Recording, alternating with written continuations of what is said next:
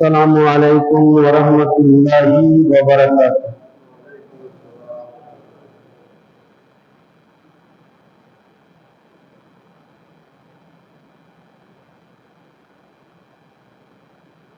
नहमदुहू व नुसल्ली व नुसल्लिम अला हबीबिहिल करीम। अम्मा बादु फ़अऊज़ु बिल्लाहि मिनश शैतानिर रजीम। बबरकति बिस्मिल्लाहिर रहमानिर रहीम। लक़द कान लकुम फ़ी रसूलिल्लाहि उस्वतुन हसनह। सदक़ल्लाहुल मौलानाल अज़ीम। वबल्लगना रसूलुहुन नबियुल अमीनुल मकीन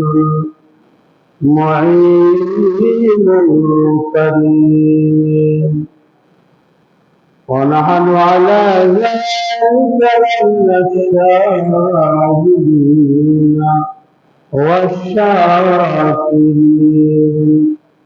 अल्हम्दुलिल्लाहि रब्बिल आलामीन। सम्मानित दीनदार ईमानदार मुसलमान हजरात, আল্লাহ সুবহানাহু ওয়া তাআলার লক্ষ কোটি কোটি হামদ ও প্রশংসা, যে আল্লাহর দয়াতে রহমতে বরকতে আজকে আমরা পবিত্র জুমা নামাজ আদায় করতে মসজিদে আসতে পেরেছি। আল্লাহ আমাদেরকে তৌফিক দিয়েছেন, ক্ষমতা দিয়েছেন। সকলেই বলুন আলহামদুলিল্লাহ। আমার তৌফিক ইল্লা বিল্লাহ। আল্লাহর ক্ষমতা ছাড়া আমাদের কিছু করার নাই, আমরা করতে পারি না। সব আল্লাহর দয়াতে রহমতে আমরা চলি, তবু আমাদের অহংকারের শেষ নাই, গর্বের শেষ নাই, আমাদের বাহাদুরির শেষ নাই। মানে নফসে আম্মারাকে আমরা এখনো কন্ট্রোল করতে পারিনি। আমরা নবীজির গোলাম হয়ে এখন পর্যন্ত উঠতে পারি। হামদ সানার পরে পরে দরুদ ও সালাম রসিদ নবী কুলের শিরোমণি সাইয়্যিদুল আম্বিয়া তাজদারে মদিনা রাহাতে কলবসিনা পাপীদের উদ্ধারকারী সাহারার সাহারা আমিনার দুলারা আহমদের মুস্তাফা সাইয়্যিদুনা মুহাম্মদুর রাসূলুল্লাহ সাল্লাল্লাহু তাআলা আলাইহি ওয়াসাল্লামের প্রতি শত কোটি দরুদ সালাম রসিদ সকলে আল্লাহুম্মা আমিন। लक़द कान लकुम फी रसूलिल्लाहि उस्वतुन हासाना। আল্লাহ তাবারক ওয়া তাআলা এই ছোট্ট একটি আয়াতের মধ্যে আপনার জীবনের সব বলে দিবেন। আপনি কেমন ভাবে চলবেন, কেমন ভাবে উঠবেন, কেমন ভাবে বসবেন, কেমন ভাবে ব্যবসা করবেন, সবকিছু অর্থাৎ খুঁটিনাটি আপনার জন্ম নেওয়ার পর থেকে কবরে যাওয়া পর্যন্ত হাসর ময়দান সবকিছু দয়ার নবীজির সূরাতের মধ্যে আল্লাহ বলবেন। এই জন্য আল্লাহ বললেন যে অন্য কাউকে ফলো করবে না, মন্ত্রী সাহেব, পীর সাহেব, হাফিজ সাহেব কি করছে, আজি সাহেব কি করছে দেখো না, তুমি নিজের মডেল বানাও দয়ার নবী সাল্লাল্লাহু আলাইহি ওয়াসাল্লামকে, আমার নবীজিকে ফলো করো, আর কাউকে দেখতে হবে না। কারণ কেউ আমরা ওইভাবে নিজেকে তৈরি করতে পারি না এবং অসম্ভব। একমাত্র দয়ার নবী আমার মাসুম নবী, কোনো গুনাহ হয়নি আর হওয়া সম্ভব নয়। নবীর দ্বারাই কোনো গুনাহ হওয়া সম্ভব নয়। যদি মেনে নেয় যে নবীর দ্বারাই গুনাহ ভুল হতে পারে, তাহলে সে মুসলমান থেকে বাদ হয়। তাছাড়া কোনো আলিম, কোনো হাফেজ, কোনো মুহাদ্দিস, কোনো মুফতি, কোনো পীর গুনার আওতায় পড়তে পারে, তার দ্বারা গুনাহ হতে পারে, তার দ্বারা খাতা হতে পারে। ইব্রাহিম মিল্লাত ইসলামে এই জন্য আমার আল্লাহ বললেন, আমার বান্দা তুমি যখন জীবনের মধ্যে চলবে, প্রত্যেকটা পরিণত, প্রত্যেকটা মুহূর্তে, প্রত্যেকটা তোমার রাস্তায়, জীবনের প্রত্যেকটা জায়গায় তুমি কি করবে? আমার নবীকে ফলো করবে, আমার নবীকে তুমি নিজের মডেল বানাবে, অনুসরণ করবে। নবীর অনুসরণ করা যাবে না। আল্লাহ বললেন, আতিউল্লাহ ওয়া আতিউর রাসূল, আল্লাহর ইতাআত করে, রাসূলের ইতাআত করো। আল্লাহর ইতাআত করা সম্ভব না, কিন্তু আল্লাহ যাকে শিখিয়ে দিয়ে পাঠিয়েছেন তার অনুসরণ করা যায়, এটা সম্ভব। এই জন্য আমার আল্লাহ বললেন, লাকাদ কানা লাকুম ফী রাসূলিল্লাহি উসওয়াতুন হাসানাহ, আমার নবীকে ফলো করো, তোমার জীবন রহমত করে, তাই সফলতা অর্জন করে যাবে। মানে এই দুনিয়া এবং আখিরাতে, দারে ফানিতে এবং আখিরাতে কামিয়াবি যদি হাসিল করতে চাও, কামিয়াবি যদি লাভ করতে চাও, নবীজিকে নিজের মডেল বানাও, নবীজির সিরাতকে তুমি ফলো করো। কেমন ছিল নবীজির সিরাত? ব্রাজামুল্লাহ ইসলাম দয়ার নবী সাল্লাল্লাহু তাআলা আলাইহি ওয়াসাল্লাম মক্কার মধ্যে যখন উনি ছিলেন, কতদিন? 13 বছর মক্কায় জীবন যাপন করেছেন। নবুয়ত এলানের পরে উনি 13 বছর মক্কায় ছিলেন।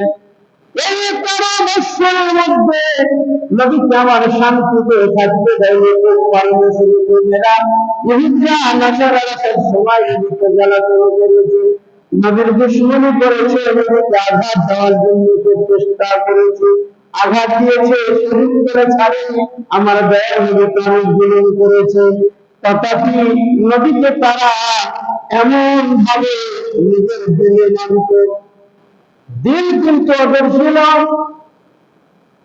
অর্থাৎ নিজের টাকা পয়সা গুলো মক্কার কোন লোককে দিত না, রাখে বলে আমানত রাখতে কাউকে দিত না। মক্কাবাসী জানেন দুশমন, ইসলামের দুশমন, কিন্তু নিজের স্বার্থ যখন টাকা যখন রাখবে, আমার আমির আল্লাহের হাতে দিয়ে দিল। তারা বলতো, এই বর্তমান যুগে মক্কার মধ্যে, আরবের ভূখণ্ডের মধ্যে আমিনার বেটার মতো আর কোন ইমানদার আমানতদার নাই, যাকে দিব টাকা আত্মসাৎ করে নিতে পারে, না দিতে পারে। ব্রাজামুল্লাহ ইসলাম দেখেন আমার নবীজি দুশমন নবীজিকে কতটা আমিন বলে, সত্যবাদী বলে। এই জন্য আমার নবীজুল্লাহ আমিন সাদিক, আমার দয়ার নবী সাল্লাল্লাহু আলাইহি ওয়াসাল্লাম যখন মক্কা ছেড়ে মদিনায় হিজরত করে যান, সেই সময় মাওলানা আলী শরীফ ওনাকে ডাকলেন, আলীকে ডাকলেন, আলীকে বললেন, আলী আজকে রাত্রে আমি মক্কা ছেড়ে মদিনায় চলে যাব, কিন্তু কিছু ইহুদি নাসারা কাফির মুশরিকদের আমানত আমার কাছে, টাকা আমার কাছে আছে, এগুলো সকালবেলায় তুমি প্রত্যেকটা বাড়ির লোক যখন আসবে আমানত নিতে, যখন টাকা পয়সাগুলো নিতে আসবে তাদের হাওয়ালা করে দিও। মিল্লাত ইসলামিয়া গোপনে আমার নবী রাত্রি অন্ধকারে মক্কা ছেড়ে মদিনার দিকে রওনা হলেন। চারিদিকে ঘরকে ঘিরে রাখা হয়েছে, আমার নবী সাল্লাল্লাহু আলাইহি ওয়াসাল্লাম বাড়ি থেকে বের হচ্ছেন, দেখছেন বিশাল কুফার মুশরিকরা আমার দয়ার নবীর ঘরকে ঘিরে রেখেছে। আমার নবী বলেন, মাবুদ এমন ভাবে তারা ঘরকে ঘিরে রেখেছে, আমি যাবো কেমন করে? আমার আল্লাহ তাআলা সূরা ইয়াসিন শরীফের মধ্যে একটা আয়াত আছে, ফাআবশারনাহুম ফাহুম লা ইউবসিরুন। আমার আল্লাহ তাআলা বললেন, নবীকে আপনি ওই আয়াতটা পড়েন, ভুলের মধ্যে আপনার দিকে চুপিয়ে দেন, তারা যত বড় বড় করে চোখ দেখুক না কেন আপনাকে দেখতে তারা পাবে না। দয়ার নবীকে দেখতে পাওয়া যায়। আমার নবী সাল্লাল্লাহু আলাইহি ওয়াসাল্লাম ওই আয়াতটা পড়লেন, ফাআবশারনাহুম ফাহুম লা ইউবসিরুন। তাদের চোখের মধ্যে একটা পর্দা চলে এলো। সমস্ত কাফির মুশরিকরা বড় বড় চোখ করে তারা দাঁড়িয়ে রইল। আমার নবী তাদের সামনে দিয়ে বেরিয়ে এলেন, তারা দেখে না, দেখতে পেল না। সকাল যখন হয়েছে সবাই মিলে বলে, কি ব্যাপার আজকে নবীজি মসজিদে কাবা শরীফে যাবেন না নাকি? সকাল হয়ে গেল, নামাজ পড়বেন না নাকি? আমাদের ভয় পায়, বের হলেন আমিনার লাল। তারা ঘরের মধ্যে যখন ঢুকলো, কপাট ভেঙে চাদর সরিয়ে দেখছে, ওই জায়গায় আমার দয়ার নবী নাই, আলী ঘুমিয়ে রয়েছে। দয়ার নবী সাল্লাল্লাহু আলাইহি ওয়াসাল্লাম আলীকে ঘুমিয়ে দিয়ে পড়ে গেছেন। সেই সময় কাফিররা প্রশ্ন করল, হে আলী, এই জায়গায় আমার আমির আল্লাহ ঘুমিয়েছিল, নবী ঘুমিয়েছিলেন, এই জায়গায় তুমি কেমন করে ঘুমালে? আর নবী তোমাদের কোথায় গেল? বলে, আমার নবী গভীর রাত্রে এই মক্কা ছেড়ে মদিনার দিকে রওনা দিয়েছেন, আর আমাকে রেখে গেছেন তোমাদের যার যার টাকা পয়সা আছে, হিসাব কিতাব বুঝে নাও, আমিও আলী মক্কা ছেড়ে মদিনার দিকে রওনা হব। আর আমি দিনের আলোতে যাব, দিনের প্রকাশ্যে দিনের আলোতে যাব। আমাকে যদি কেউ আটকাতে পারো আটকে দাও, আমাকে যদি কেউ থামতে পারো থামে দাও। আমি আলী তোমাদেরকে চ্যালেঞ্জ দিয়ে বলে গেলাম, আমি দিনের আলোতে তোমাদের সামনে বিদায় নেব। ঈমান কত মজবুত, কত আল্লাহ রাব্বুল আলামিনের ঈমান এদের মজবুত হয়েছে। হযরত মাওলা আলী ফাতিহ খাইবার সমস্ত হিসাব কিতাব বুঝিয়ে দিয়ে উনি চললেন মদিনার দিকে। এই হাদিসটা তুলে ধরার কারণ কি? বাবা আজকে আমরা কি হাফেজ, কি মৌলভী, কি হাজী, কি মুহাদ্দিস, কি মুফতি সবাই কিন্তু হুকুকুল ইবাদ এটা পূর্ণ করতে পারছি। হুকুকুল আমরা যেটুকু পারছি করছি, আল্লাহ কবুল করবেন, এটা আল্লাহর ব্যাপার। আল্লাহর রহমত হলে আমাদের নামাজের রোজা কবুল হয়ে যাবে। আল্লাহ রাব্বুল আলামিনের দরবারে আমাদের ইবাদত আল্লাহ কবুল করবেন ইনশাআল্লাহ। এটা ভরসা রাখতে হবে, ভরসা করে করতে হবে। কিন্তু মেন পয়েন্ট যেটা আমরা ভুল করে যাচ্ছি, যার কোনো ক্ষমা নাই, মাপ নাই, যার কোনো রকমের কোনো নিস্তার নাই, সেটা হলো হুকুকুল ইবাদ। মানে আত্মসাৎ করা, নিজের স্বার্থে দুনিয়াবী লাভের জন্য অপরের মাল, অপরের সম্পদ, অপরের সম্পত্তিকে নিজের করে নেওয়া। এটা এখন আমাদের বর্তমান জামানায় বেশি হয়েছে। একটা জায়গা 3 বার বিক্রি হয়েছে, একটা জায়গা 4 বার বিক্রি হয়েছে, একরে করতে করতে আরেক জায়গায় ধরে দিচ্ছে। এ বাবা ভাবে না যে কবর তো 3.5 হাজার, কবরে তো আপনি জায়গা ওটাই পাবেন, তাহলে একটা গরিব অসহায় লোককে আপনি বাউন্ডারি দিয়ে ঘিরে দিলেন, যে আপনি দখল করে নিলেন, জোর করে নিজের মন মতো দাম দিলেন। কেউ গরিব লোক কষ্ট করে জায়গা কিনছে, ওই জায়গাটা আবার আরেক বাচ্চার করে নকল করে বিক্রি করে দিচ্ছে। কষ্ট করে রেকর্ড করলো, অনেক করতে কাটিয়ে আরেকটা রেকর্ড বিক্রি করে নিল। এগুলো বেশি হচ্ছে, অর্থাৎ আমার নবী কি শিক্ষা দিলেন? একটা পাই বরাবর যদি তোমার কাছে কেউ পায়, সেটা তুমি পরিশোধ করো। এই পরিশোধ করার আগে মরবো না, না হলে তুমি নিস্তার পাবে না কবরের মধ্যে, হাসরের মধ্যে। আমার দয়া নবী সাল্লাল্লাহু তাআলা আলাইহি ওয়াসাল্লামের আদর্শ যদি আমরা ফলো করি, আমার নবীর সিরাত যদি আমরা দেখি, বাবা আমার দয়া নবী কি আল্লাহ কি করেছিলেন? দো জাহানের বাদশা, ওই বাদশার কাছে কোনো জিনিসের কমি ছিল না, কিন্তু উম্মতের জন্য আমার নবী সব ত্যাগ করে দিয়ে উম্মতি করে করে নিজের জীবনটা, নিজের এই জিন্দেগি কাটালেন কষ্টের মধ্যে। আর আমার নবী যখন ইন্তেকাল করেন, মা আয়েশা সিদ্দিকা রাদিয়াল্লাহু তাআলা আনহা বলেন, ও আমার নবীর উম্মতিরা, আমার নবী যখন দুনিয়াতে ইন্তেকাল করেন, আমার নবীর ঘরে কোনো খাবার ছিল না, নবীর ঘরে কোনো টাকা পয়সা ছিল না। বাবা মেসেজ দিয়ে দুনিয়া থেকে যাওয়ার সময় হিসাব কিতাব ক্লিয়ার করে দিয়ে মা আয়েশা সিদ্দিকা রাদিয়াল্লাহু তাআলা আমার নবীর বর্ণনা করেন, ও বাবা নবীর আদর্শ সেরা আদর্শ, নবীর আদর্শ হলো সবচাইতে উত্তম আদর্শ। দুনিয়ার মায়া ছাড়েন বাবাজি, দুনিয়ার লোক ছেড়ে দিতে হবে। যতক্ষণ পর্যন্ত মানুষ দুনিয়ার মায়া না ছেড়বে, সে মুমিন এবং নবীর গোলাম হতে পারবে না।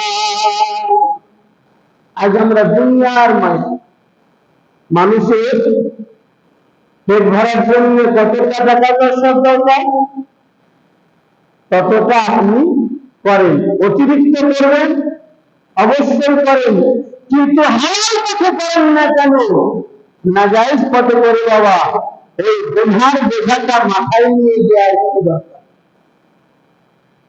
যে গুনাহটা আপনি করলেন, ওই গুনাহটা আপনার আমলনামায় লিপিবদ্ধ হলো, লেখা হলো, আপনি ইন্তেকাল করে গেলেন, বিশাল অর্থের টাকা পয়সার মালিক হলেন, আপনার আপনি নিয়ে যেতে পারবেন না, আপনি সঞ্চয় করেছেন, দুনিয়া ছেড়ে যেতে হবে। আল্লাহ তাবারক ওয়া তাআলা প্রত্যেকটা সময় আপনার কাছে হিসাব নেবে। আল্লাহ বলছেন, ওমা খালাকতুল জিন্না ওয়াল ইনসা ইল্লা লিয়াবুদুন, আমি মানুষকে আমার ইবাদত করার জন্য পাঠিয়েছি। আরেক জায়গায় আল্লাহ বলছেন, ইযা নুদিয়া লিস-সালাতি ইয়াউমিল জুমআহ ফাসআউ ইলা যিকরিল্লাহ, আপনি নামাজ আদায় করার পরে, আল্লাহর ইবাদত করার পরে আবার ব্যবসা দিন। রাজা মিল্লাহ ইসলাম নবীর বহু হাদিস রয়েছে। মা খাদিজাতুল কুবরা রাদিয়াল্লাহু তাআলা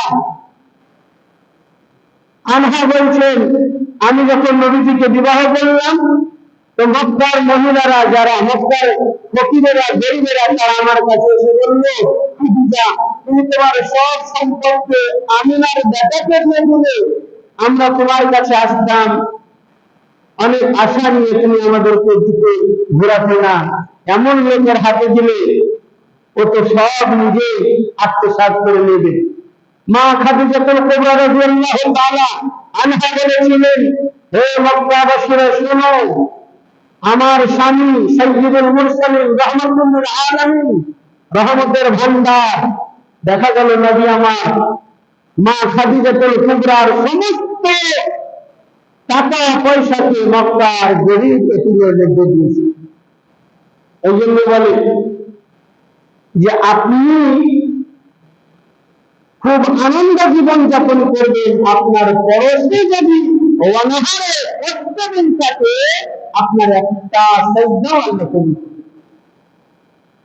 এগুলো হাদিসের বাণী। তো ব্রাদার, সুশিক্ষিত সমাজের জ্ঞানীগুলি লোক আমরা সবসময় এটা ফলো রাখবেন, লক্ষ্য রাখবেন, এটা আপনার দ্বারায় যদি কমে বেশি হয় এটা আল্লাহ মেনে নেবেন, কিন্তু হুকুকুল ইবাদ এটা বিন্দু পরিমাণ আপনি নষ্ট করবেন না। আপনার দ্বারা যদি কাউরি হক নষ্ট না হয়, আপনার দ্বারাই কাউরি কেউ যেন আঘাত না পায়, দুঃখ না পায়, বেদনা না পায়। হাসরের ময়দানে একটা গরু যদি আরেকটা গরুকে মারে, আল্লাহ বলবেন তোকে দুনিয়া মেরেছিলেন, মেরে কিন্তু আরো মাটি হয়ে যায়, সমস্ত পশু পক্ষী জীব জন্তু সব মাটি হয়ে যাবে। আর মানুষকে বলবে যে তুমি অনেকের প্রতি অন্যায় করেছিলে দুনিয়ার মধ্যে, এখন তুমি তার প্রতিদান দাও, তার বদলা দাও। কি দিবে?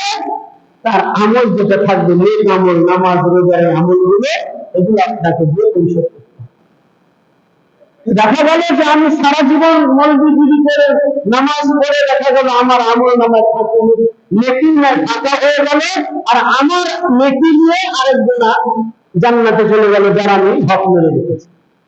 তো ব্রাদার, এরকম যেন না হয়, আল্লাহ তাআলা যেন আমাদেরকে তৌফিক দান করেন, আমরা যেন হুকুকুল ইবাদ কে ভালোভাবে পালন করে নবীর সিরাত অনুযায়ী জীবন যাপন করতে পারি। আসসালামু আলাইকুম ওয়া রাহমাতুল্লাহি ওয়া বারাকাতুহু।